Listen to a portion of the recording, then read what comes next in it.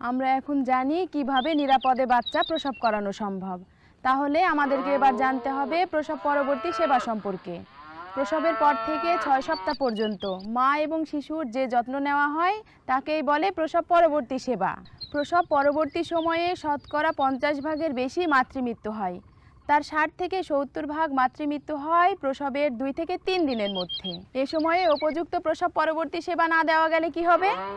মা এবং শিশু দুইজনেই অসুস্থ হয়ে যেতে পারে, আবার মাতৃমৃত্যুও হতে পারে। একটা বড় সমস্যা হলো প্রসবের পরে মায়েরা আর কমিউনিটি ক্লিনিকে বা নিকটস্থ স্বাস্থ্যকেন্দ্রের সাথে যোগাযোগ রাখে না। তখনই এই বিপদটা হয়, অনেকে মারাও যায়। কি চাচি, মারা যায় না? আমাদের বাড়ি প্রথম বাচ্চা হয়ে সেদিনই মারা গেল ইয়ার বউ, উজ্জ্বলের বউ। আচ্ছা, তাই প্রসবের পরে বাড়ির কাছে কমিউনিটি ক্লিনিক বা নিকটস্থ স্বাস্থ্যকেন্দ্রের সাথে যোগাযোগ রাখতে হবে। আমাদের দেশে মাতৃমৃত্যুর সংখ্যা দিন দিন কমে যাচ্ছে, কারণ মানুষ সচেতন হচ্ছে। জন্মের পর 6 সপ্তাহ পর্যন্ত মা এবং শিশুকে স্বাস্থ্যসেবা প্রদান করতে হবে, আর এর জন্য কমিউনিটি ক্লিনিকে বা নিকটস্থ স্বাস্থ্যকেন্দ্রে নিয়ে যেতে হবে। এই সময় 3 ধরনের চেকআপ খুবই গুরুত্বপূর্ণ। কয় ধরনের চেকআপ বলেন তো? প্রথম চেকআপ হচ্ছে মায়ের চেকআপ, দ্বিতীয় চেকআপ হচ্ছে মায়ের দুধের পরামর্শ নেওয়া, আর 3 নম্বর চেকআপটা হচ্ছে বাচ্চার চেকআপ। কি আপনারা নেবেন তো সেই চেকআপগুলা? প্রসব পরবর্তী সময়ে প্রথমবার চেকআপ করাতে হবে বাচ্চা প্রসব হওয়ার 24 ঘন্টার মধ্যে, দ্বিতীয়বার চেকআপ করাতে হবে 3 দিনের মধ্যে, তৃতীয়বার চেকআপ নিতে হবে 7 থেকে 14 দিনের মধ্যে, চতুর্থবার চেকআপ করাতে হবে 42 দিনের মধ্যে। বলেন তো কয়বার চেকআপ নিতে হবে?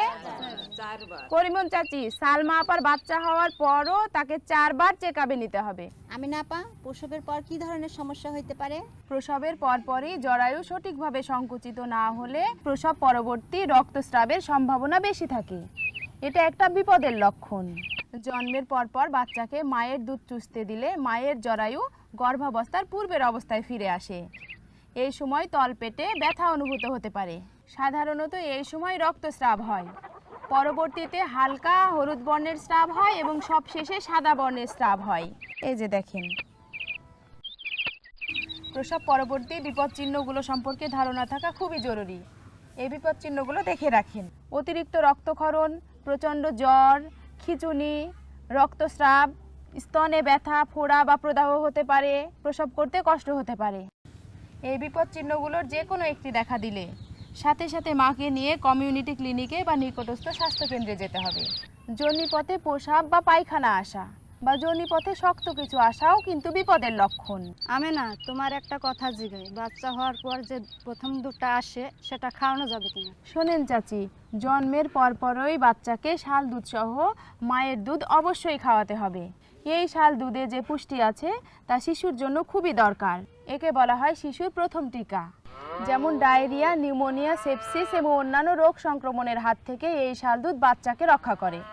এই শাল দুধ সহজে হজম হয় এবং শারীরিক এবং মানসিক গঠনে এই শাল দুধ সাহায্য করে। মায়ের সাথে সন্তানের সম্পর্কও দৃঢ় রাখতে সাহায্য করে। শিশুকে সংক্রমণের হাত থেকে বাঁচায়। প্রথম 6 মাস শুধুমাত্র মায়ের বুকের দুধ শিশুর গঠন ও বেড়ে উঠতে সাহায্য করে। কি শাল দুধ তো এত উপকারে আগে জানতুনি। শুধু তাই না, শিশুর পেট থেকে প্রথম কালো পায়খানা বের হতে সাহায্য করে, ফলে শিশুর জন্ডিসের প্রকোপ কমে যায়। অনেক সময় এই শাল দুধ ভালো মতো খেতে না পেরে শিশু অনেক শারীরিক সমস্যার সম্মুখীন হতে পারে। শিশুকে দুধ খাওয়ানোর ক্ষেত্রে কিছু নিয়ম মেনে দুধ খাওয়াতে হবে। প্রথমত মা এবং শিশুকে আরামদায়ক অবস্থানে রাখতে হবে। মায়ের পিঠ সোজাভাবে রাখতে হবে। মাকে বালিশে ভর দিয়েও রাখা যায়, কিন্তু মা যেন শিশুর দিকে ঝুঁকে না যায় সেদিকে খেয়াল রাখতে হবে। এই যে দেখেন, শিশুকে মায়ের দিকে টেনে নিতে হবে। শিশুকে এমনভাবে রাখতে হবে যাতে শিশুর ও মায়ের পেটের সাথে পেট এবং বুকের সাথে বুক সুন্দরভাবে লেগে থাকে। শিশুর কাঁধের দিক থেকে পুরো শরীর ধরে থাকতে হবে। পাছা পেছন দিক থেকে ধরে থাকতে হবে। স্তনের দিকে মুখ করে দিতে হবে। ভালোভাবে দেখেছেন তো? ঠিক আছে, এবার আসেন আমরা ল্যাপটপে দেখি। শিশুর নাক বোটার কাছে থাকবে। ওপরের ঠোঁট স্তনের বোটায় লাগালে বাচ্চা হা করবে এবং দ্বিতীয়বার লাগালে প্রথমবারের থেকে বড় হা করে। তখন বাচ্চাকে একটু স্তনের দিকে টেনে নিলে স্তনের কালো অংশ শিশুর মুখে প্রবেশ করে এবং শিশু ধীরে ধীরে চুষতে শুরু করে। সি আকৃতিতে স্তন ধরে প্রায় সম্পূর্ণ কালো অংশ মুখে দিতে সাহায্য করতে হবে। কি মনে থাকবে তো? বুঝতে পেরেছেন? প্রসব পরবর্তী সময়ে শারীরিক পরিবর্তনের সাথে সাথে মানসিক পরিবর্তনও হয়। এই সময় অল্পতেই মা উত্তেজিত হয়ে যেতে পারে, কখনো কখনো বিষণ্ণতায় ভুগতে পারেন, অকারণেই কান্নাকাটি আসতে পারে, আবার খাওয়া দাওয়ায় অরুচি কিংবা ঘুমেরও ব্যাঘাত ঘটতে পারে। মা নিজেকে অসহায় ভাবতে পারেন। তাই কি করতে হবে? এই সময় পরিবারের সবাই মিলে মাকে সঙ্গ দিতে হবে, মাকে সহযোগিতা করতে হবে। মা যাতে বিষণ্ণতায় না ভুগে সেই জন্য খেয়াল রাখতে হবে।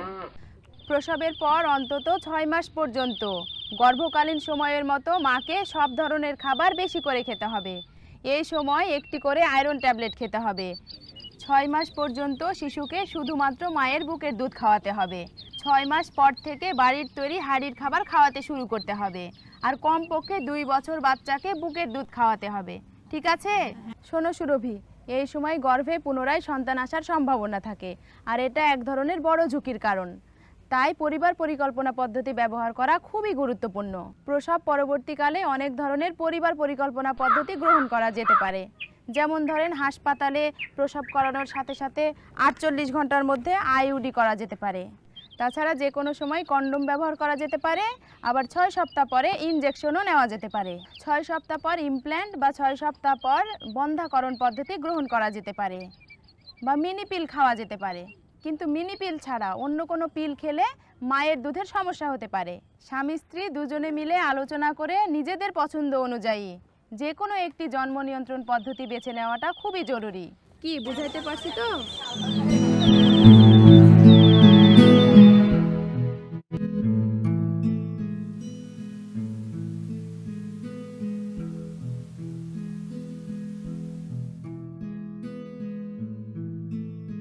প্রসবের পর মায়ের এবং নবজাতক শিশুর যত্ন নেওয়া এবং প্রসবের পর 6 সপ্তাহ বা 42 দিন পর্যন্ত মা ও শিশুর স্বাস্থ্যসেবা প্রদান করাকে প্রসব পরবর্তী সেবা বলা হয়। এ সময় 3 ধরনের চেকআপ খুবই প্রয়োজনীয়। এগুলো হলো মায়ের চেকআপ, বুকের দুধের পরামর্শ দেয়া, বাচ্চার চেকআপ। প্রসব পরবর্তী সেবার সংখ্যা ও সময়গুলো হলো: প্রথমবার প্রসব হওয়ার সময় থেকে 24 ঘন্টার মধ্যে, দ্বিতীয়বার প্রসবের 3 দিনের মধ্যে, তৃতীয়বার প্রসবের 7 থেকে 14 দিনের মধ্যে, চতুর্থবার প্রসবের 42 দিনের মধ্যে। জন্মের পরপরই বাচ্চাকে শাল দুধ সহ মায়ের দুধ অবশ্যই খেতে দিতে হবে এবং পরবর্তী 6 মাস বাচ্চাকে অন্য কোনো খাবার খেতে না দিয়ে শুধুমাত্র মায়ের দুধ খাওয়াতে হবে। প্রসব পরবর্তী বিপদচিহ্ন সম্পর্কে সচেতন থাকতে হবে এবং কোনো একটি দেখা দিলে দ্রুত কমিউনিটি ক্লিনিকে বা স্বাস্থ্যকেন্দ্রে যোগাযোগ করতে হবে। প্রসব পরবর্তী বিপদচিহ্ন: অতিরিক্ত রক্তক্ষরণ, খিঁচুনি, প্রচণ্ড জ্বর, মূত্রনালীর সংক্রমণ, দুর্গন্ধযুক্ত স্রাব, স্তনে ব্যথা, স্তনে ফোড়া বা প্রদাহ। এই সময় মা বিষণ্ণতায় ভুগতে পারেন, তাই মাকে সবসময় হাসি খুশি রাখতে হবে। সব ধরনের খাবার বেশি করে খেতে হবে। প্রতিদিন একটি করে আয়রন ট্যাবলেট খেতে হবে। অবশ্যই পছন্দ মতো পরিবার পরিকল্পনা পদ্ধতি গ্রহণ করতে হবে।